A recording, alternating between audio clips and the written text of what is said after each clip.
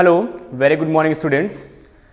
Students, today I am going to talk about those students who want to take commerce in class 11th. Actually students, आप अभी 10th cross करके आ रहे हैं तो 11th में कुछ लोगों की बड़ी प्रॉब्लम रहती है कि सर साइंस लिया जाए, कॉमर्स लिया जाए या फिर बायोलॉजी से आपका मैथ्स से चला जाए।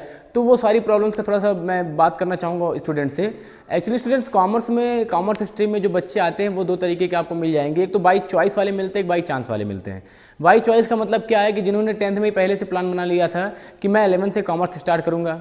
और कुछ बाई चांस वाले क्या होते हैं जिनका रिजल्ट कम आ गया या उनको मैथ्स नहीं मिल रहा है तो वो कॉमर्स ले लेते हैं, या और कोई बात आ गई उनके पेरेंट्स नहीं चाह रहे हैं, या वो चाह रहे हैं साइंस और ले लिया उन्होंने कॉमर्स, या वो चाह रहे हैं कॉमर्स उनके पेरेंट्स ने दिला दिया उनको साइंस। तो कई बातें होती हैं जिसकी वजह से जो है बच्चे कॉमर्स लेते हैं। ठीक है, तो मैं थोड़ी सी बात करना चाहूँगा। बेटा देखो, कोई सब्जेक्ट जो है वो ऐसा नहीं है कि किसी सब्जेक्ट में करियर कम है, किसी सब्जेक्ट में जो है चांसेस अपॉर्चुनिटीज़ कम है।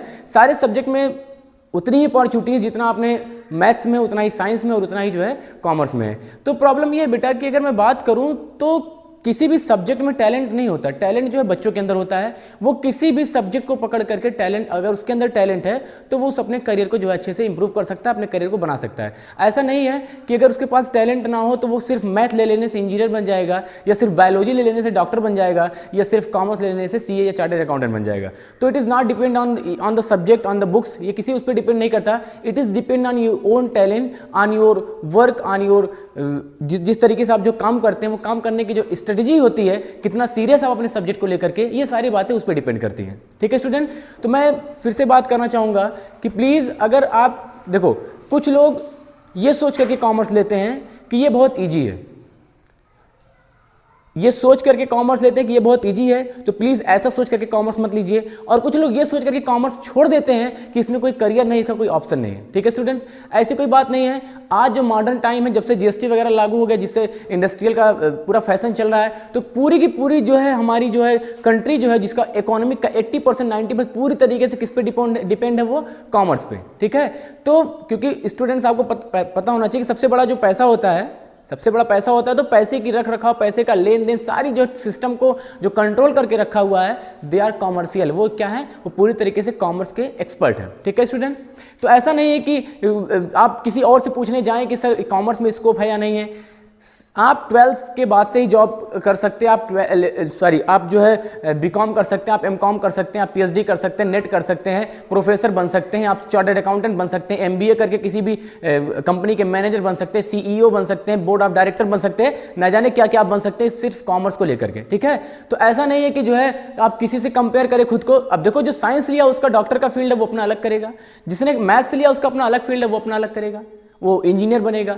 तो हर चीज़ का अपना अपना अलग अलग इंपॉर्टेंस होता है। It is depend on you what you want to do in future. आप क्या बनना चाहते हो, क्या आप करना चाहते हो, ये आप पे डिपेंड करता है। आपके अंदर क्यूरियोसिटी होनी चाहिए चीज़ों को करने की, चीज़ों को समझने की और अपने तरीके से प्रॉब्लम्स को सॉल्व करने की। ठीक है स्टूडेंट्स, तो कॉमर्स में जो मेन सब्जेक्ट्स हैं वो आपके 3 सब्जेक्ट्स मेन है इसमें। बाकी तो जर्नल सभी में मिल जाएंगे, जैसे इंग्लिश और हिंदी फिजिकल, ये तो सभी में मिलेंगे।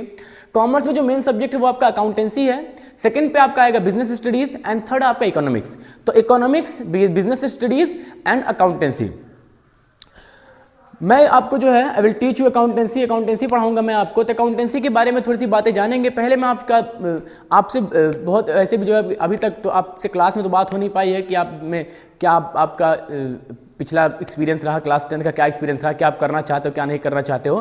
तो ऐसी तो कोई बात हो नहीं पाई। वो क्लासेज में स्टार्ट होंगी तो बेटा बात सारी होती रहेंगी। पर मैं ये जानना चाहता हूँ कि सच में आप रेडी हैं कॉमर्स को लेकर के?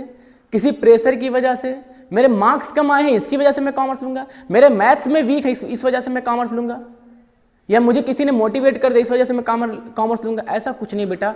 आपका सेल्फ मोटिवेशन जरूरी है। ठीक है, आप खुद से रेडी हो जाइए, खुद से आपके दिमाग में आना चाहिए यस कि मैं कॉमर्स लूंगा और इसमें अपना करियर बनाऊंगा। ठीक है, तो क्योंकि स्टूडेंट्स आपको पता होना चाहिए कि अगर एक मैथ्स का कोई भी इंजीनियर किसी भी पर्टिकुलर डिपार्टमेंट में, किसी भी पर्टिकुलर में टेक्नीशियन का, इंजीनियर का वर्क करता है या किसी कंपनी में वर्क करता है बेटा, तो उसकी सैलरी 60,000, 1,60,000, 2,60,000 या और भी सैलरी उसकी हो सकती है। लेकिन आपको पता होना चाहिए बेटा कि उस पर्टिकुलर टेक्नीशियन को, उस पर्टिकुलर इंजीनियर को जो सैलरी देता है वो कहीं ना कहीं एक बिजनेसमैन ही होता है जिसके अंडर में वो लोग वर्क करते हैं। ठीक है, तो जो बिजनेस है वो टॉप लेवल पे है, सबसे टॉप पे बिजनेस है, इसके बाद सारे इंप्लॉय आते हैं। ठीक है, अब आप इंप्लॉय बनना चाहते हैं, बिजनेसमैन बनना चाहते हैं, ठीक है, वो आपके ऊपर डिपेंड करना आपके ऊपर डिपेंड करना चाहता है कि करेगा कि आप अपने माइक्रोसॉफ्ट कंपनी में अगर आप उसके ओनर जैसा कुछ बनना चाहते हैं या माइक्रोसॉफ्ट कंपनी में जो है एम्प्लॉय जैसा बनना चाहते हैं, जो ओनर है वो कॉमर्स यूज कर रहा है, जो एम्प्लॉय है वो बहुत ही अच्छा इंजीनियर है। ठीक है, तो it is depend on you. अब आप सोच सकते हैं कि what I want to explain in front of you, कि मैं क्या कहना चाहता हूं। तो चीज़ें जो है आपके ऊपर डिपेंड करती हैं, आप सच में क्या करना चाहते हो। ठीक है स्टूडेंट्स, तो उसी प्रोसेस को लेकर के मैं आगे कंटिन्यू करता हूं। कॉमर्स का जो एरिया है वो किसी से कम नहीं है। ठीक है, ये फिर से मैं दोहराना चाहूंगा, कॉमर्स किसी से कम नहीं है। ये डिपेंड करता है आपके सिचुएशन पे, आपकी ओन स्ट्रेटेजी पे, आप करना क्या चाहते हो। ठीक है, होता क्या है कि हम कंपेयर करने लगते, भैया कंपेयर करने की बात ही नहीं है, कंपेयर करने की बात नहीं। आपका अपना अलग फील्ड है, आप अपना अलग यूनिक है, आप वो अपना अलग कर रहा है, वो अपना अलग करेगा, तो आपको किसी से मतलब ही नहीं होना चाहिए। आपको खुद से मतलब होनी चाहिए, खुद की स्ट्रेटेजी पे भरोसा होना चाहिए, खुद की टेक्निक पे भरोसा होना चाहिए, और खुद जो आपने किया है उसमें आप अच्छा करेंगे, इसका भी आपके दिमाग में जो है एक कन्फिग्रेशन होना चाहिए कि हाँ जो है मैंने कॉमर्स लिया तो मुझे इस तरीके से चीज़ों को हैंडल करनी है। इफ आई टेक एग्जाम्पल, कि मैं दो एग्जाम्पल ले लूँ, अगर एक मैं किसी जनरल स्टूडेंट को ले लूँ जो कॉमर्स से नहीं है। ठीक है, चलो मैंने एक एग्जाम्पल यहाँ ले लिया और एक एग्जाम्पल यहाँ ले लिया, ये ए और ये आपका B, A and B, there are two member, आप कह सकते हैं there are two person, A and B. A don't have any idea about the commerce, commerce के बारे में कोई ज़्यादा आइडिया नहीं है, मैथ्स उसका बहुत अच्छा है, साइंस उसका बहुत अच्छा है, बट उसका कॉमर्स के बारे में उतना अच्छा आइडिया नहीं है। बी जो है वो पूरे तरीके से कॉमर्स से है और उसको कॉमर्स के बारे में पूरा आइडिया है। सपोज दैट अगर आपने एक बिजनेस ओपन कर रखा है, या इन्होंने भी एक बिजनेस ओपन कर रखा है, इन्होंने भी एक बिजनेस ओपन कर रखा है, या ऐसे ही दोनों लोग एक दुकान पे गए, ऐसे ही खड़े हो गए, तो वहाँ पे सामान का सेल हुआ। आपने जनरली मार्केट में आप जाते हैं तो आपको जो है चीज़ें बिकती हुई, चीज़ें खरीदी जाती हुई, परचेजिंग सेलिंग आपको मैक्सिमम केस में जो है मिल जाता है। तो स्टूडेंट जब सेलिंग परचेजिंग होती है, तो अभी मैं कह दूँ कि एक मैंने 10 रुपये का सामान लिया, सॉरी मैं एक एग्जांपल ले लेता हूं कि ये सामान मेरा कितने का है, 100 रुपये का है। ठीक है, 100 रुपये के सामान को हमने बेच दिया 150 रुपये में। कितने का सामान था, there cost price is 100 and selling price will be 150। तो एक जो जनरल स्टूडेंट होगा वो सीधे कहेगा कि भैया 100 रुपये का सामान था और 150 रुपये में बिक गया, तो जो 50 रुपये मेरा है वो क्या है सर, वो प्रॉफिट है। सीधी सी बात, अभी तो यही कहेंगे कि 100 का सामान कितने में बेचा, 150 में बेचा, तो 50 पर प्रॉफिट। अब तक आप यही जान रहे होंगे। लेकिन जो कॉमर्स का स्टूडेंट होगा वो ये नहीं सोचेगा, वो ये सोचेगा कि जो 100 रुपये का सामान था वो सही में 100 रुपये का था, सच में 100 रुपये का था? नहीं बेटा, जो 100 रुपये का सामान था उस पे प्रिंट था, उसका जो प्रिंट रेट था उस पर 100 रुपीज लिखा था कि ये जो है सामान कितने की है, 100 रुपये की। कॉस्ट प्राइस बिलिंग जब आपने देखा उस बिल में लिखा था ये 100 रुपये का है, लेकिन उस सामान को यहां तक लाने का खर्चा, एक्सपेंसेस, कैरीज मीन्स भाड़ा जो आप कहते हैं जिसको, उसको लाने का खर्चा, उस पर पैकिंग हुआ, उसकी लेबलिंग हुई, ये सारे खर्चे। स्टोर में रखा गया तो मकान का कितना किराया हुआ, जिस गोडाउन में रखा गया उसका किराया कितना हुआ, जिसको सेल किया गया उस पर कितना डिस्काउंट दिया गया, ठीक है, लाइटिंग का कितना खर्चा हुआ, हीटिंग का कितना खर्चा हुआ, जो हमारे यहाँ वर्कर वर्क कर रहे हैं उनका कितना खर्चा हुआ, जितनी हमने सैलरी पे की सैलरी का कितना खर्चा हुआ, मींस वाटर सप्लाई कितना हुआ, आरओ का कितना पैसा लग रहा है, बाकी कितने एक्सपेंसेस हो रहे हैं, हमारे यहाँ जो है नाश्ते में कितना पैसा खर्चा हो जा रहा है, मतलब सारे एक्सपेंसेस वो इंक्लूड करेगा। ठीक है, वो किसी एक पर्टिकुलर को देख करके प्रॉफिट नहीं बता देगा। बात में समझ आई कि जो सामान हमारे यहां आता है वो सामान आया तुरंत नहीं बिकेगा, बाद में वो बिकने के लायक बनेगा। ठीक है, उसमें कुछ छोटे छोटे एक्सपेंसेस जुड़ेंगे, कुछ इनडायरेक्ट एक्सपेंसेस जुड़ेंगे जो ऑन पेपर तो नहीं है, लेकिन अगर आप कॉमर्शियल है तो आप देख पाएंगे इसको कि ये 100 रुपये का नहीं है, ये 100 रुपये का नहीं है, इसको आज जब मैं बेच रहा हूं ना तो इसकी कीमत शायद जो है 140 हो गई है। तो अगर मैं 140 की कीमत हो चुकी है और मैं इसको 150 रुपये में बेच दूं तो प्रॉफिट तो 10 ही रुपये आया ना, और हम कमाना चाह रहे थे 50 रुपये। अगर आप 50 रुपये प्रॉफिट कमाना चाहते हैं तो that goods must be sold at 190। अगर आप उसको 190 में बेचेंगे तो शायद आपको 50 रुपए का फायदा हो। ठीक है, देखिए हमारी फर्म्स होती हैं, बिजनेस चल रहा होता है। बिजनेस में क्या होता है, कॉमर्स की स्टडीज जरूरी क्यों हम कॉमर्स लेते हैं। हम कोई बिजनेस कर रहे हैं या कोई अकाउंटेंट के पोस्ट पे कोई भी वर्क कर रहे हैं, तो क्या होता है कि बेटा कि हम जो है उतना पैसा लगा करके बिजनेस करते हैं तो हम जो है डाउनवर्ड जा रहे हैं। डाउनवर्ड का मतलब क्या है कि 1 लाख रुपया 10 साल से लगा के बिजनेस कर रहे हैं और उसी 1 लाख पे टिके हुए हैं, वो 1 लाख से ज़्यादा बढ़ ही नहीं रहा है। वो क्या रीज़न हो सकता है? हो सकता है आप एक्सपेंसेस को सही ढंग से पहचान ना रहे हो। जो सेलिंग आप कर रहे हैं उस पर जो प्रॉफिट ले रहे हो, आपको देखने में तो वो प्रॉफिट लग रहा हो लेकिन वो लॉस हो। जैसे भी मैंने एग्जांपल लिया, 140 के सामान को अगर आप 130 में बेचेंगे तो 100 से कंपेयर करेंगे तो 30 रुपये तो प्रॉफिट हो रहा है, लेकिन उसकी कॉस्ट जो कितनी है, वो 140 रुपये है। क्यों? क्योंकि at the end of year, at the end of month, at the end of week you have to pay some other expenses that are related to the product. उस प्रोडक्ट से जुड़ा हुआ और भी खर्चा करना पड़ता है आपको। आपने अकाउंटेंट रखा है, आपने जो है वर्कर रखा है, आपने प्यून रखा है, उनकी सैलरी देते हैं, उनका वेजेस देते हैं, डीजल का खर्चा, पेट्रोल का खर्चा, सारा खर्चा तो आप पे कर रहे हैं।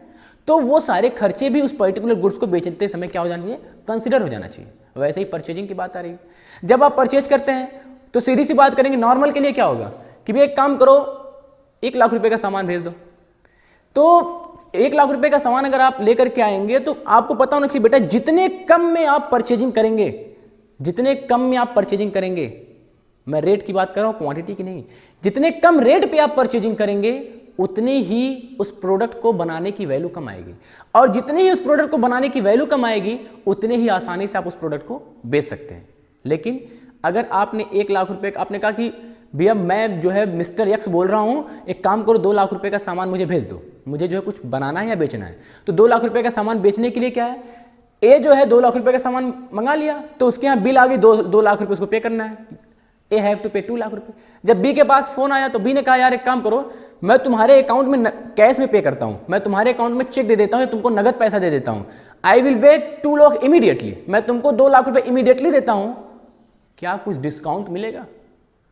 कुछ 10%, 5%, 2%, तो जो डिस्काउंट मिलेगा वो उस कॉस्ट को कम कर देगा। ठीक है, आप बैंक में जाते हैं, नॉर्मली बैंक में जाते हैं, चेक सुना होगा, बैंक सुना होगा। जिस दिन बेटा कॉमर्स पढ़ लोगे ना, जिस दिन आप अकाउंटेंसी का ये 11th खत्म कर लोगे ना, उस दिन आप बैंक में जाओगे ना तो आपको पूरी चीज़ें एकदम साफ साफ दिखाई देंगी, पूरा विजिबल हो जाएगा कि चेक का कैसे क्या होता होगा, अकाउंट कैसे ओपन होता होगा, अकाउंट में किस लिए कैसे ट्रांजेक्शन होते हैं, किस तरीके से अकाउंट जो है ऑपरेट होता होगा, सारी चीज़ जो है आप विजुलाइज कर सकते हैं।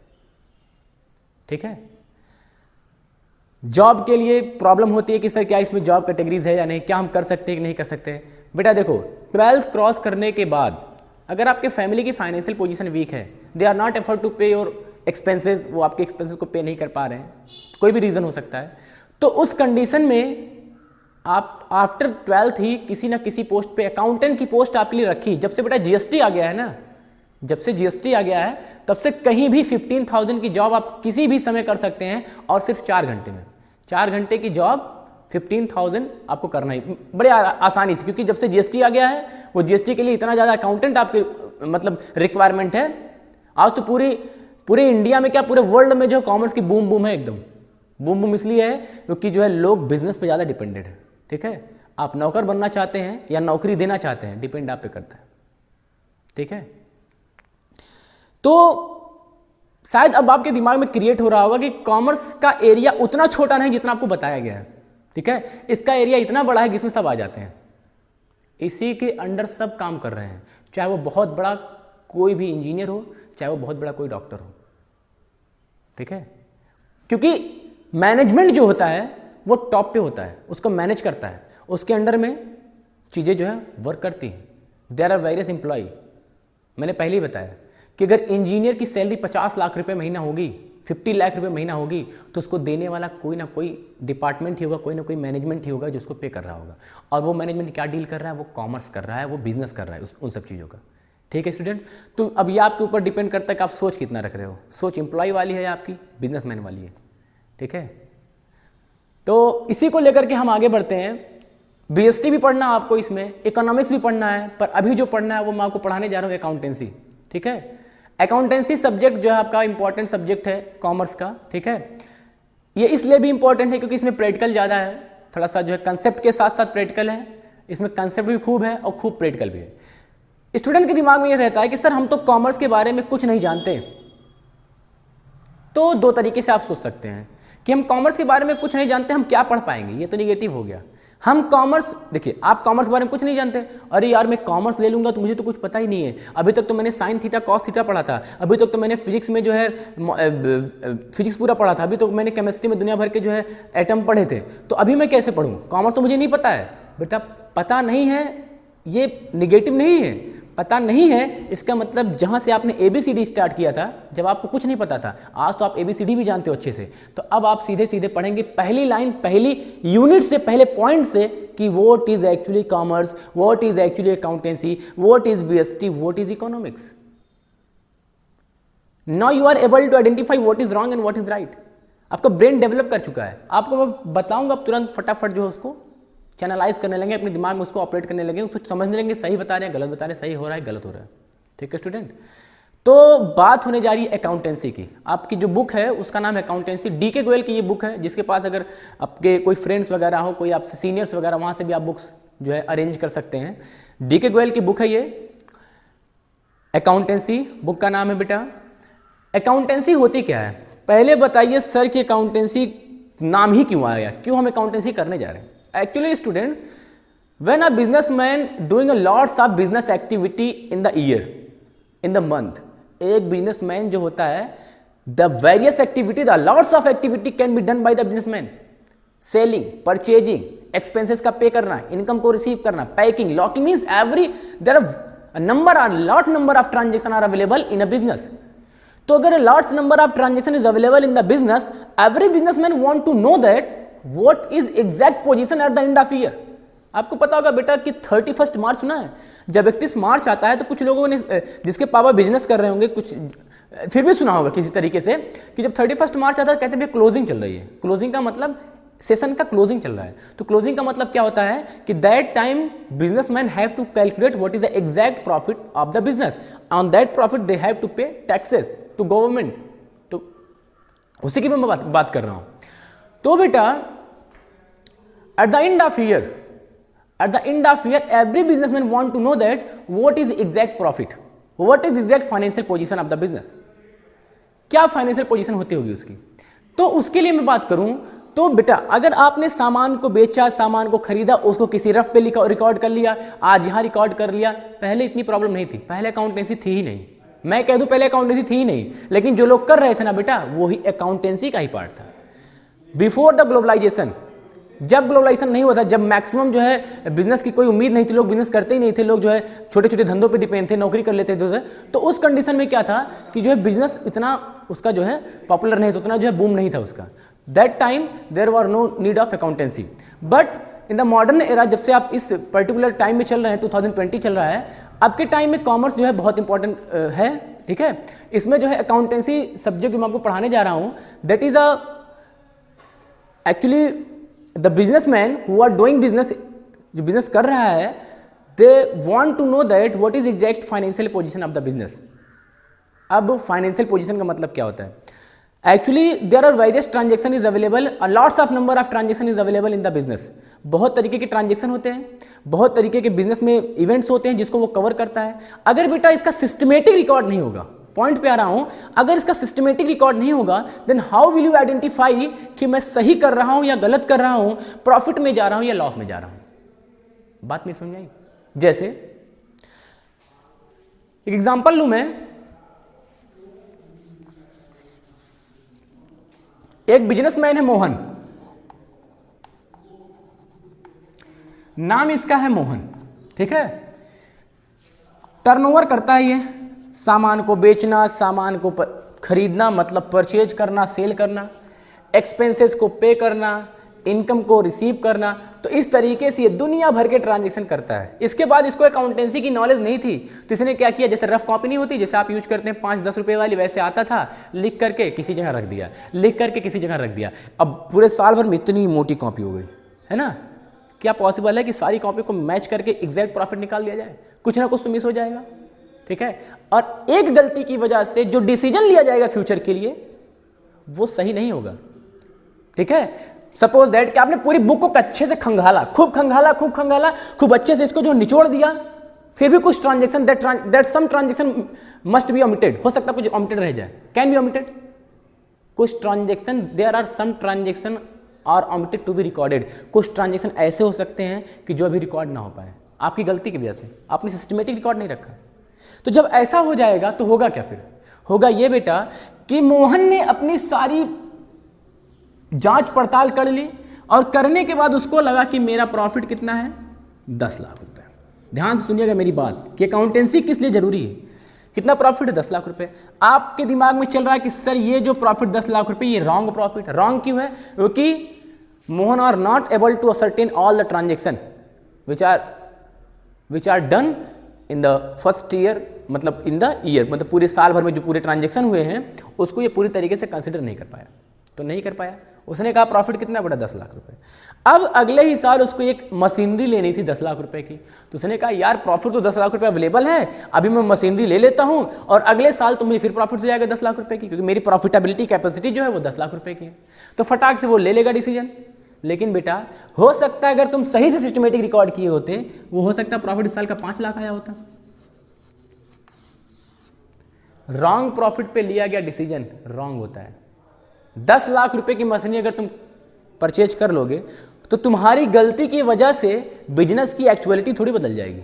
बिजनेस की प्रॉफिटेबिलिटी कैपेसिटी 5 लाख है तो 5 ही लाख रहेगी। ठीक, तुमने ट्रांजैक्शन नहीं रिकॉर्ड कर पाया, तुमने 10 लाख रुपए का प्रॉफिट दिखा दिया, कुछ खर्चे थे जिसको तुम भूल गए रिकॉर्ड करना, अब तुमने 10 लाख का प्रॉफिट दिखा करके खुशी खुशी मशीनरी परचेज कर लिया।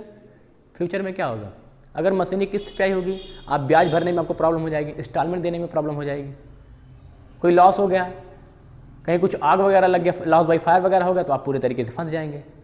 ठीक है, दैट्स वाई कि ऐसा ना हो कि साल के अंत में हमें इंतजार करना पड़े कि हम किस पोजीशन पे है, क्या रिजल्ट है हमारा, क्या हमारा आउटपुट है, क्या हमारा इनपुट था। उसके लिए क्या करता है businessman, they are proper utilization of time for recording the transaction and that recording is called work of accounting. क्या कहा जाता है उसको, अकाउंटिंग। बुक्स का नाम है अकाउंटेंसी और जो आप करने जा रहे हैं वो है अकाउंटिंग। अकाउंटेंसी ये नाउन है, नाउन का मतलब कि जो वर्क आप करते हैं ये पूरा अकाउंटेंसी ही है। अकाउंटेंसी ये 11th ही नहीं 12th में और अकाउंटेंसी मिलेंगी, ये पूरा एक सिस्टम है, अकाउंटेंसी इज अ सिस्टम। लेकिन उसमें से जो चीज़ आप करते हैं ना, अकाउंटेंसी पूरे सिस्टम का नाम है, उसमें से जो चीज़ आप करेंगे, जो एक्शन में आएगा वो हो जाएगा अकाउंटिंग। ठीक है स्टूडेंट, तो अकाउंटिंग होती क्या है, देखो मैंने लिख रखा है यहाँ पे, शायद समझ में आया आपको कि एक meaning of accounting. Accounting is an art of recording transaction. सुना है, ट्रांजेक्शन मतलब सौदा, बेचना खरीदना, सारी चीज, कुछ फील करो थोड़ा सा, शायद समझ में आए। तो accounting is an art of recording, classifying, summarising in a significant manner and in terms of money transactions and event which are in the part of at least of financial character and interpreting the result thereof। तो ये चीज अपनी copy पे आप लिख लेंगे। पहली चीज आपको थ्योरी में लिखाई गई है जिसका नाम है मीनिंग ऑफ अकाउंटिंग। अकाउंटिंग का मीनिंग क्या है कि accounting is an art of recording, classifying, summarising in a significant manner and in terms of money transaction and events which are in the part at least financial character and interpreting the result thereof। क्या होगा इसका मतलब, accounting किसका नाम है, accounting का मतलब होता है कि recording, classifying and summarising of the transaction. अभी मैं आपको समझाता हूं कि रिकॉर्डिंग, क्लासिफाइंग एंड समराइजिंग का मतलब क्या होता है। रिकॉर्डिंग ट्रांजेक्शन को रिकॉर्ड करना, क्लासिफाइंग उनको अलग अलग करना, समराइजिंग टोटल करना। टेंशन ना लीजिए, सब बताऊंगा। इन अ सिग्निफिकेंट मैनर, एक सिस्टम से, यह नहीं कि पहले क्लासिफाइंग होगा देन रिकॉर्डिंग होगा देन समराइजिंग होगा। इन अ सिग्निफिकेंट मैनर, एक साइंटिफिक तरीके से आपको करना है। You have to follow the rules and regulation of accountancy that will be discuss in next chapter या नेक्स्ट टॉपिक। ठीक है, तो accounting is an art of, art मतलब अकाउंटिंग, पहले जहां पे यह अकाउंटिंग लिखा है आईएनजी लगा है, मतलब ये वर्ब का काम कर रहा है, आपको पता होना चाहिए, कुछ करने की बात हो रही है। Accounting is an art of, कला। अकाउंटिंग किसकी कला है, क्या है, कैसा क्या काम करने जा रहे हो आप? रिकॉर्डिंग ऑफ ट्रांजेक्शंस, जो ट्रांजेक्शन आपने किए, महेश सेल किया, परचेज किया, एक्सपेंसेस किया, जो भी आपने किया, जितने भी ट्रांजेक्शन आपने किए, the first step is recording the transaction which are made inside the business that must be record in a systematic way. Record करना आपको, आगे पढ़ेंगे, बहुत मजा आने वाला है, बहुत ही मजा आने वाला है। फील करेंगे ना कि ऐसा फील करेंगे कि क्यों ना रतन टाटा और आदित्य बिरला और मुकेश अंबानी हम ही क्यों ना हो जाए। बिल्कुल, और फील करा दूंगा मैं बेटा, गारंटी। ठीक है, रिकॉर्डिंग, क्लासीफाइंग, रिकॉर्ड कर लिया ना, इसके बाद क्लासीफाई करेंगे। जैसे क्लासीफाई करने का मतलब क्या होता है बेटा, जब रिकॉर्ड कर लिए तो एक सपोज करो एक कॉपी ले लिया तुमने, मोटे पेज की कॉपी ले, अकाउंटेंसी करने जा रहे हो ना, तो कॉपी ले लिया, उसमें रिकॉर्ड कर डाला सबको रिकॉर्ड कर डाला। रिकॉर्ड करने के बाद बात ये आई कि इसी जो रिकॉर्डिंग हमने की है, इसी में तो हमने सेल वाला भी रिकॉर्ड किया है, इसी में परचेज वाला भी रिकॉर्ड किया है, इसी में, एक सेकंड बेटा,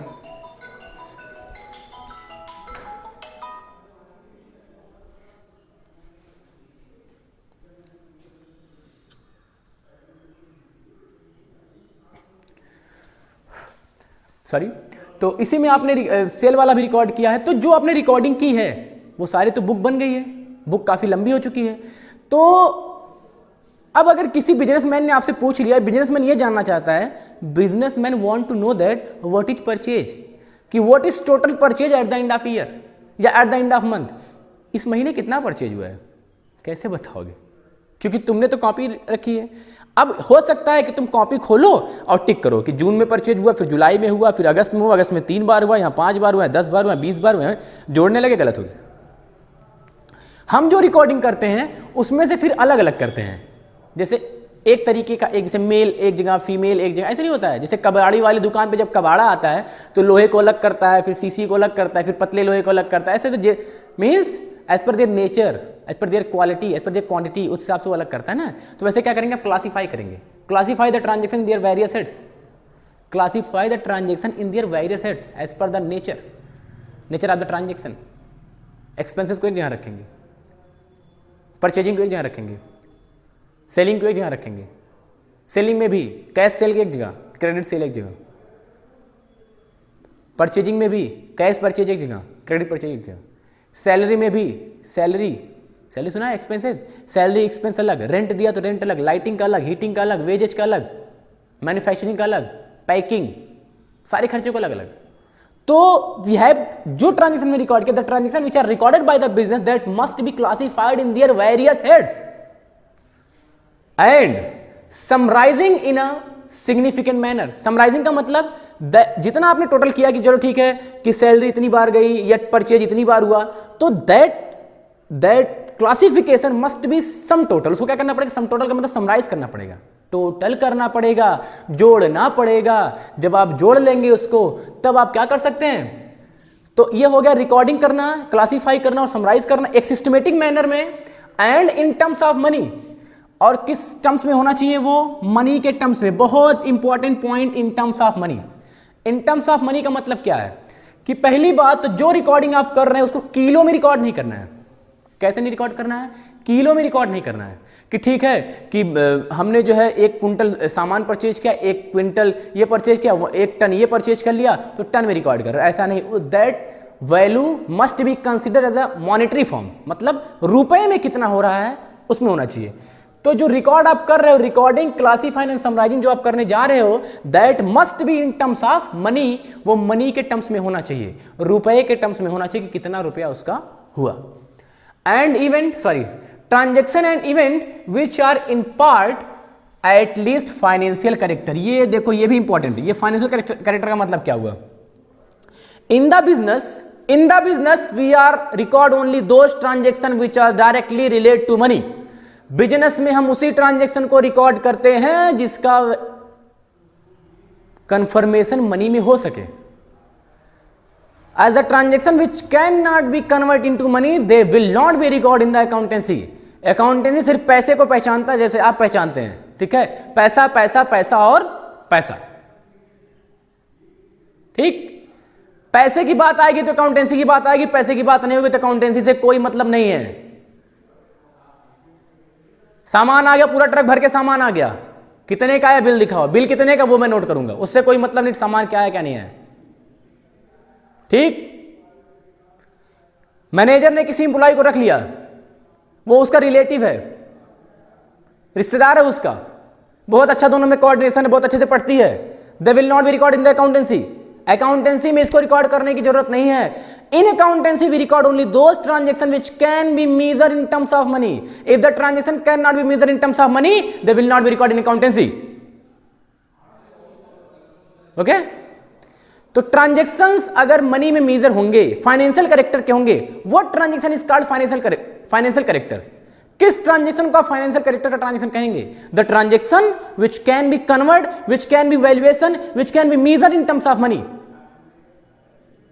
भूसा लेकर के आओ, भूसा जानते हो भूसा, या कोई ऐसा सामान लेकर के आओ जो यूजलेस हो, लाके पूरे गोडाउन में भर दो। If that can not be convert into money, उसका अगर मॉनेटरी वैल्यू नहीं होगा तो कभी भी वो बुक्स में रिकॉर्ड नहीं होगा। कुछ भी लाके रख दो, अगर आप उसको मनी वैल्यू में कन्वर्ट नहीं कर सकते हैं तो वो अकाउंटिंग के डेफिनेशन के टर्म पे नहीं आएगा। मीन सर कि in the accountancy we record only those transaction which can be convert, which can be measure in terms of money only. जो हमारी फीलिंग्स होती है, फीलिंग्स का कोई मतलब अकाउंटेंसी में नहीं है। आप अपने बिजनेस को बहुत ज्यादा प्यार करते हैं, एक एम्प्लॉय बिजनेस को बहुत अच्छे से चाहता है, दिलो जान से रातों दिन काम करता है, कोई मतलब अकाउंटेंसी से नहीं है। सैलरी बताओ कितना तुम्हारा, वो बताओ, वो मैं दूंगा सैलरी। रुपए में कितना चाहिए वो बताओ, ठीक है। मैनेजर बहुत अच्छा है, बहुत ही ईमानदार है, ऑनेस्ट है, दिन भर पानी नहीं पीता, पूरा पैसे बचा लेता है, कोई मतलब नहीं है। बात मेरी समझ में आई? क्वालिटेटिव करेक्टरिस्टिक्स मींस जो क्वालिटेटिव करेक्टरिस्टिक्स होते हैं, जो फीलिंग्स वगैरह होती हैं, वो अकाउंटेंसी में रिकॉर्ड नहीं होती हैं। In the accountancy we record the transaction which can be measure, which can be see in terms of money, जिसको आप देख सको, यार कितने का है, 10,000 का है तो लिखो, नहीं है तो हटाओ। I think you are able to understand कि सर हम अकाउंटेंसी में किसकी बात करेंगे? सिर्फ पैसे की बात करेंगे। उसी पैसे के आगे पीछे घूमना है तुमको, क्योंकि वही पैसे ही तो चाहिए तुमको, कि कुछ और चाहिए। Okay, so let's start. Accountancy word हम स्टार्ट करने जा रहे हैं, जिसका मतलब होता है पैसे के ही आगे पीछे आपको चलना है, ठीक है। तो फिर से बोलूंगा डेफिनेशन में कि अकाउंटेंसी, जो अकाउंटिंग आप पढ़ने जा रहे हैं, अकाउंटिंग होता क्या है, जो अकाउंटिंग आप कर, उसका मतलब क्या है? Accounting is an art of recording of transaction, classification of transaction and summarise the total transaction को आप ऐड कर देंगे इन सिग्निफिकेंट मैनर, एक सिस्टमेटिक मैनर में, and in terms of money. वो रुपए के फॉर्म में होना चाहिए, मनी के फॉर्म में होना चाहिए। ये जरूरी नहीं है इंडिया में रुपए चलता है तो आपको अमेरिका में डॉलर चलेगा, और कहीं पे दिनार चलेगा, तो कहीं पे रियाल चलेगा, जिस जो भी मॉनेटरी हो, but that be in terms of money, वो मनी के टर्म्स में होना चाहिए। After that transaction and event, जो transaction and events you are going to record that must be a financial character. Financial character means कि transaction will be record only when that can be measure in terms of money. If the transaction are not able to measure in terms of money, they will not be record in the accountancy. Interpreting tough, इसके बाद आप क्या करते हैं? Result दिखाते हैं। Result का मतलब शो योर रिजल्ट, कि जो आपने पूरे साल किया उसको इंटरप्रेट करते हैं, इंटरप्रेशन करते हैं आप उसका। क्या इंटरप्रेशन होता है सर? इंटरप्रेटिंग का मतलब होता है बेटा कि जो आपने पूरा किया ना, उसका एक लास्ट आउटपुट बनाते हैं, और वो आउटपुट आपका होता है trading account, profit and loss account and balance sheet. यहां से इंटरप्रेटिंग से दो चीजें निकलती हैं। एक इनकम स्टेटमेंट निकलता है। इनकम स्टेटमेंट का मतलब क्या है? Income statement is a statement which show the profitability capacity of the business. बहुत मेहनत करके प्रॉफिट कमाया, प्रॉफिट कितना कमाया, कहां से पता चलेगा? इनकम स्टेटमेंट से। तो तुम्हारे मेहनत करने का मतलब ही क्या हुआ जब तुम इंटरप्रेट नहीं कर पाए उसको? इंटरप्रेट का मतलब to show your result, what's your position, what's your profitability capacity. That profitability capacity by show trading account and PL account, and your financial position is show inside the balance sheet. सीधी बात होगी, सबकी बात होगी, और खूब मजा आएगा। टेंशन ना लीजिए, बस देखते रहिए, ठीक है। इन्हीं की बेस पे मैंने क्या कर दिया है, अकाउंटिंग के कैरेक्टरिस्टिक्स को हम बात करेंगे। Characteristics of accounting. Accounting is an art as well as science. Art क्यों है अकाउंटिंग और साइंस क्यों? इन स्टूडेंट, साइंस क्या होता है? Science is systematic knowledge, and in accountancy you are also going to by way of system. एक systematic way में आपको चलना पड़ेगा। मैंने बताया कि पहले क्लासिफिकेशन है, पहले रिकॉर्डिंग। रिकॉर्डिंग के बाद सीधे समराइजिंग नहीं, पहले क्लासिफिकेशन। तो science is a systematical knowledge, that's why accounting is also systematic knowledge. You have to go step by step. Art, art means just doing something in a way, in a technique. तो जिस भी तरीके, जिस भी technique से आप काम करते हो, that is art. Art means work are done by technique. किस तरीके से आप काम करते हो वो आपका आर्ट है। तो कहीं ना कहीं आप अकाउंटिंग करते भी हो और किसी सिस्टम को फॉलो भी करते हो। सिस्टम को फॉलो करने से साइंस, और जो कर रहे हो, जो आप कर रहे हो, जो आप अकाउंटिंग कर रहे हो, वही आपका क्या हो जाएगा? आर्ट। मतलब अकाउंटिंग क्या है? एक आर्ट भी है और साइंस भी है। करने की कला है, सिस्टम को फॉलो भी करना है। Recording of financial transaction only, बताया अभी, क्या बार बार वही बताऊं कि फाइनेंशियल ट्रांजेक्शन को ही रिकॉर्ड करेगा वो, ठीक है। नॉन मॉनेटरी ट्रांजेक्शन को रिकॉर्ड नहीं करेगा। क्वालिटेटिव कैरेक्टरिस्टिक्स को पूरे तरीके से छोड़ देगा। Recording in terms of money, money के ही टर्म्स में रिकॉर्ड होगा, लेंथ वेट के टर्म्स में नहीं। कितना मीटर कपड़ा है? 10 मीटर कपड़ा है, तो काउंटिंग 10 मीटर से मतलब नहीं। वो 10 मीटर कपड़ा कितने का हुआ, वो मनी के टर्म्स में, ठीक है।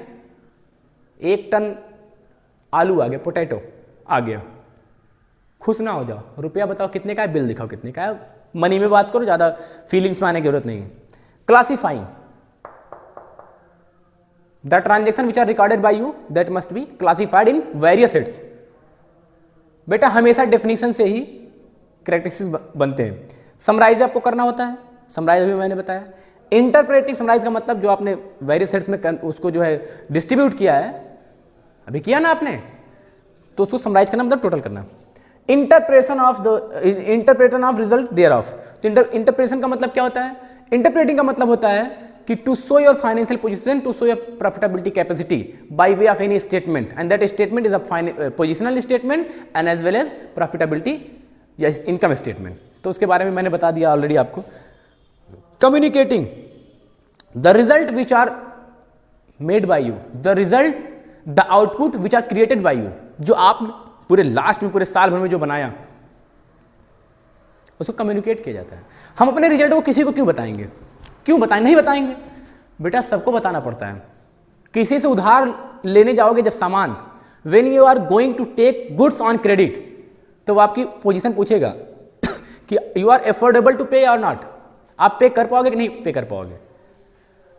You have a need of money by way of loan, आपको लोन की जरूरत है, आपको लोन का पैसा चाहिए, तो अगर लोन का पैसा आप लेने बैंक में जाओगे, that time you have also show your income statement and positional statement. तो कम्युनिकेटिंग का मतलब होता है कि you have to communicate your result about result, that result में be income statement and positional statement. Income statement by way of trading NPL and positional statement by way of balance sheet. Okay students, तो characteristics of accounting आपके सामने भी है और meanings को आप notes में बना लीजिएगा। ओके, तो नेक्स्ट वीडियोस में अगली जो है बातें होंगी। Thank you.